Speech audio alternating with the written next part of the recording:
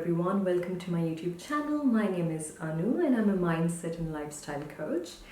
Today I wanted to talk about a topic that's extremely close to my heart, the subject which helped me personally a lot in understanding how reality works, and something that I've always gotten back to. This is something which was always my foundational stone, and that is the subconscious mind. So first, let's talk about what exactly is the subconscious mind.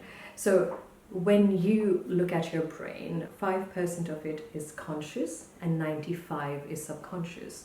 So the conscious mind is something, the 5%, which takes care of your will, your decision making, your logical thinking, your cognitive abilities, intellect, and all of that is your conscious mind, which you're aware of it, you're calculating, you're making a logical decision.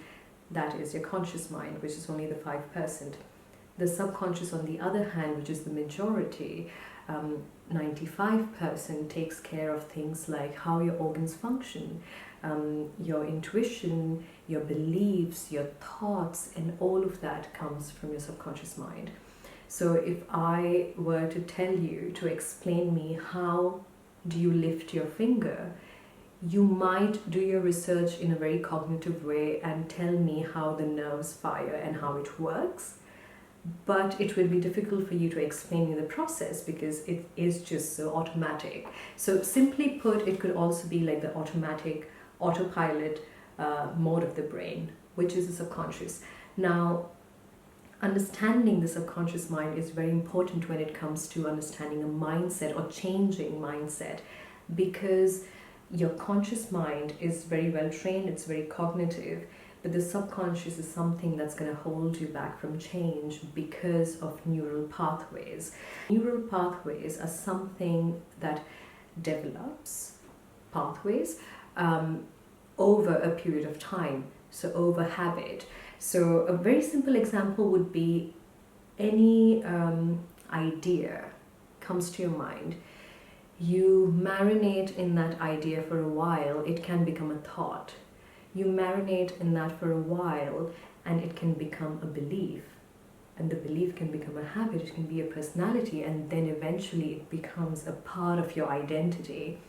So if you were to rewire your brain, that means you're working with the subconscious more. So there can be this conflict between the conscious and the subconscious because you're trying to learn a new thing, or philosophically speaking, you're learning how to unlearn things. One of my most favorite writers of all time, Rumi, who used to say, the knowledge that you're seeking is the knowledge that you need to unlearn. I might have not translated that correctly, but it's originally in Persian.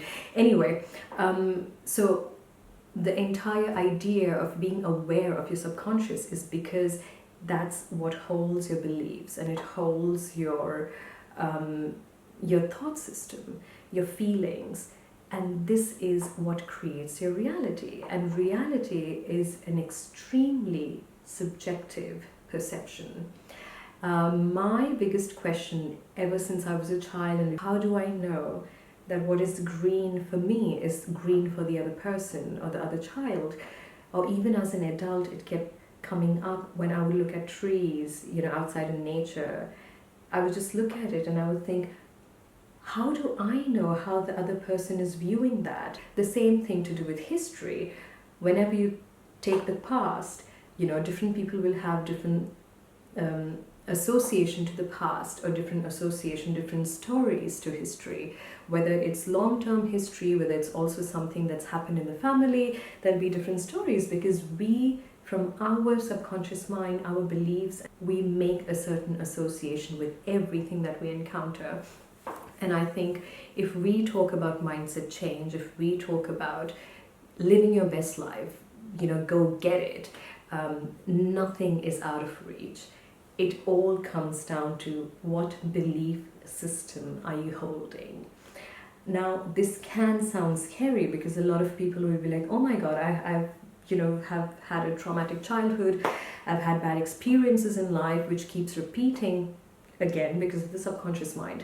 But that's a different topic, and perhaps I address it in a different video, why things keep repeating in our lives, certain situations. But a lot of people can say, oh, but I have this pattern. Does that mean that I have to give up? Because it's clearly my belief system now. And the answer is no, because as much as the subconscious mind functions on autopilot, you can train it.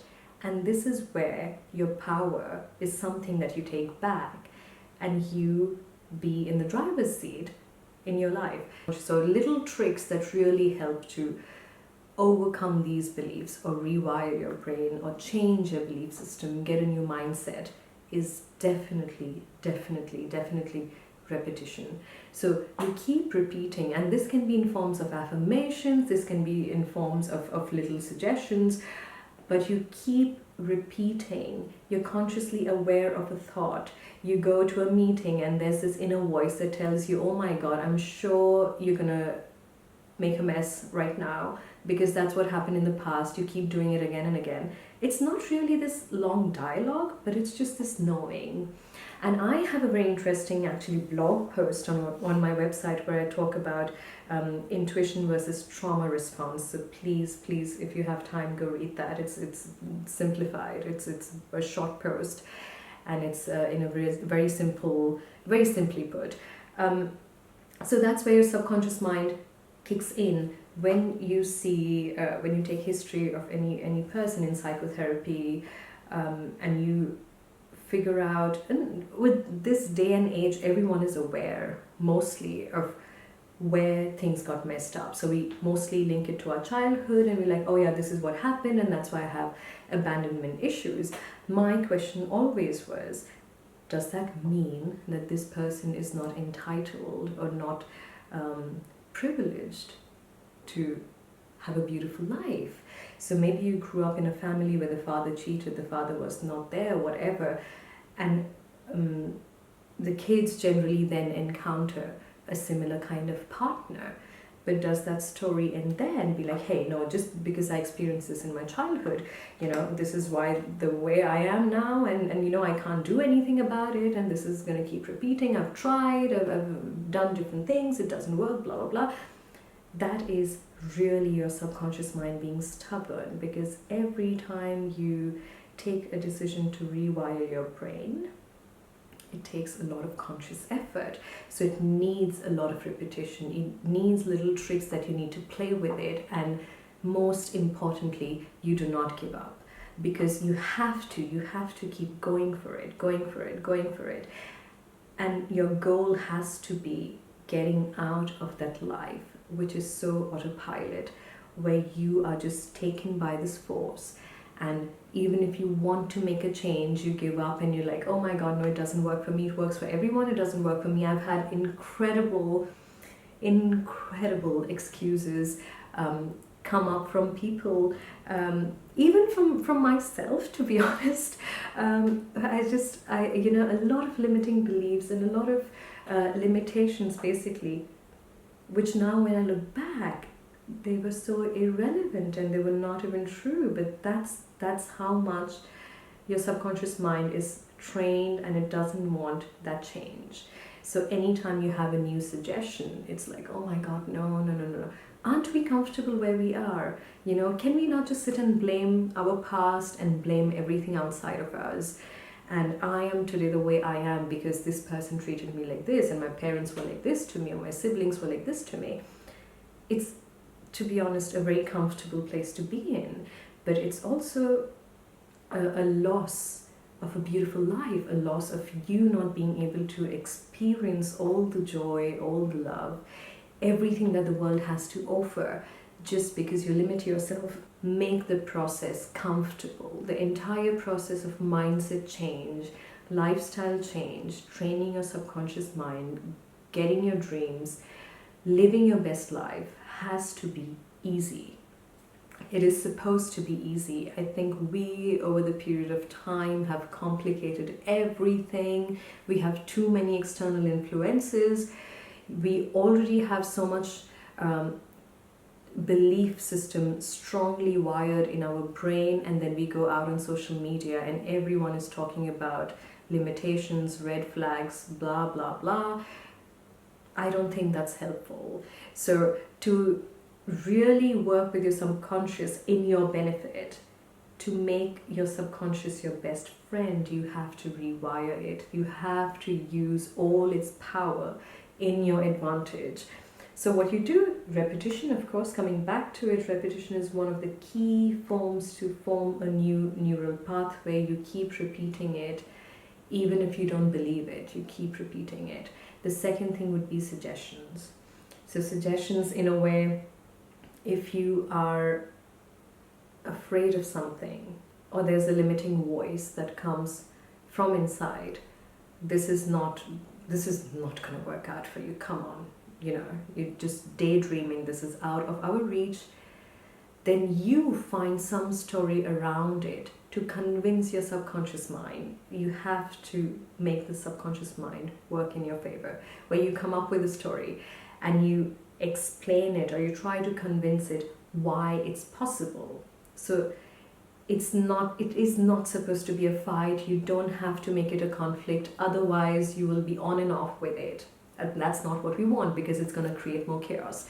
You have to really convince your subconscious mind and come up with ideas, come up with stories that all works in your favor, basically.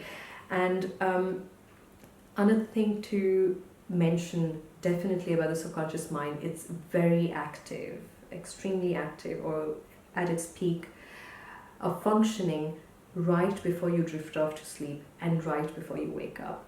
When I read this statement about the subconscious mind, and that's why a lot of people, they suggest overnight meditations, or you visualize and all of that before you go to sleep, is because that's when the subconscious mind is most active.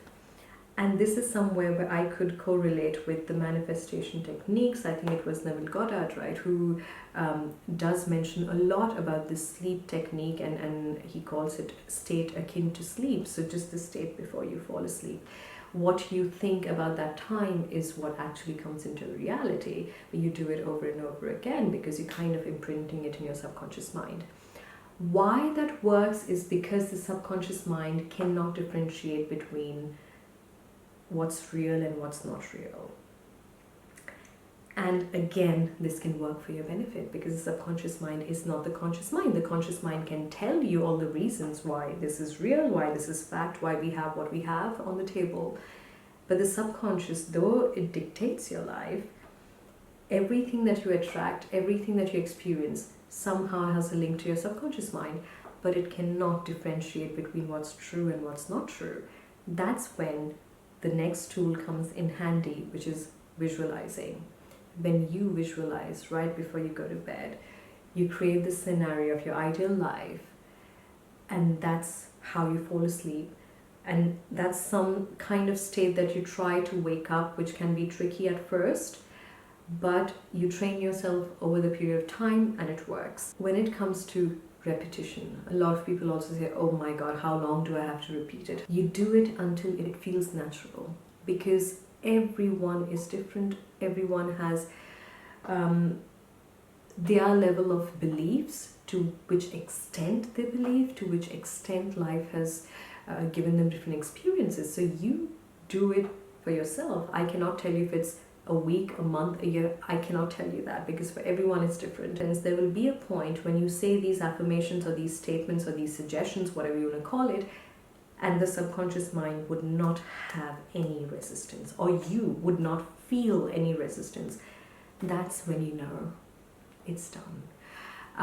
And one of the most beautiful examples that I always remember, I think that was again from Dr. Joseph Murphy's book, The Power of Your Subconscious Mind, where he does give different examples of different patients that he was working with, or clients that he was working with, and everyone came with a difficulty in different aspect of their life. So there was this one woman, I can't refer to it right now because I've given that book to, I've lent it to a friend of mine, but I think it was this case where there was some family dispute and there was no way out, and there was some legal situation, whatever. So it was a big mess and it was quite complicated, and of course she had all her limitations why it would not work and why it is so complicated. And then he just tells this woman that when you go to sleep, when your subconscious is more alert, the most alert, you just have to go to sleep knowing that this legal battle is solved and it worked in your favor.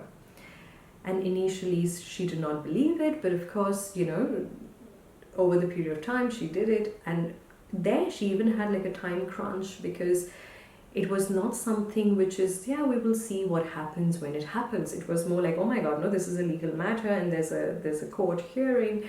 And it just turned out things unfolded for her, things worked out for her without her even going and doing an effort. And this is also something to keep in mind when you are working with your subconscious mind. The conscious mind, because it's so logical, might also try to stop you and will tell you what you're doing, waste of time, what you're doing, it's not going to work, blah, blah, blah. Your job there is to, again, quiet that voice. And this is something that I told to my last practice client. I think we were on the 5th session, and she said, initially all the sessions were wonderful, but now all of a sudden I have resistance, and I wonder if I'm just wasting my time and I don't want to do this and all of that. So she came up with a lot of negative suggestions. And I said, I think you're too close, because this is when you're having resistance now. Initially it was like, oh my god, this is like wonderland, all of this information. But when you have that resistance, you don't stop. You go for it. Because this is just telling me that your brain is so wired and so conditioned to believe in a certain way, function in a certain way, that it's taking effort. This is where you push through. And what I told her was, you've tried the other way. You've tried, I don't know, for 40 odd years of your life, you've blamed everyone outside of you. You've blamed your family. You've blamed your circumstances. You've blamed even yourself. You've held all of this in a mental prison. Did that bring any joy to you? Did that do anything good to you? If not, let's try this. You need to convince yourself, and it's so beautiful. I think that's when she had like the breakthrough, and it all worked out beautifully after that, and we are still in contact, and this is something that I truly love about doing this is when there's change, because I think each and every one of us, we deserve a wonderful life. Do not waver. You have a focus, you go for it. Do not waver. Do not give up. Every time you have a doubt, you ask yourself, is this making me feel good? Is this something that I require right now when I'm on my path to change something in my life? Is this something that I require? Personally, I feel I have achieved a lot through understanding how the subconscious mind works, especially when it comes to getting the job that I have, the apartment that I had previously, maybe even the one that I have right now. A lot of things that I could achieve through the subconscious mind. And another thing worth mentioning is, it's not just limited to you, it also depends on all the experiences that you encounter around you, the people that you encounter, the way they treat you, the way they make you feel, basically, is also dependent on your subconscious mind. So when you try to decipher that information, when you try to decipher how this functions, you will be amazed, and you will know how much you are actually responsible for where you are today. And as much as it's a painful realization for some people, or even for me, it was quite freeing, because even when it comes to forgiveness, and you hear that a lot, you need to forgive other people, not because they deserve it, but because you deserve it, and all that. It somehow takes away the humility from the topic, because when I started with this entire forgiveness journey, well, it's ongoing for a while, or it started quite earlier, but I was doing it because, again, it came from that place of maybe a bit of arrogance, that I'm going to forgive people because It's not just that they deserve it, but I deserve it. But now when I look back, there's so many layers even to that, and it would come back to the understanding, if I'm the one and my mind is the one responsible for the experiences that I have, then who needs forgiveness, or whom should I ask forgiveness even? That's the video for today. I hope it was useful, and again, I'm gonna put it out with the intention that it will be helpful and you get at least some information out of it. I'm sure I'm gonna get back soon and I will talk about other topics which I think are like the basic foundations when it comes to mindset or lifestyle coaching.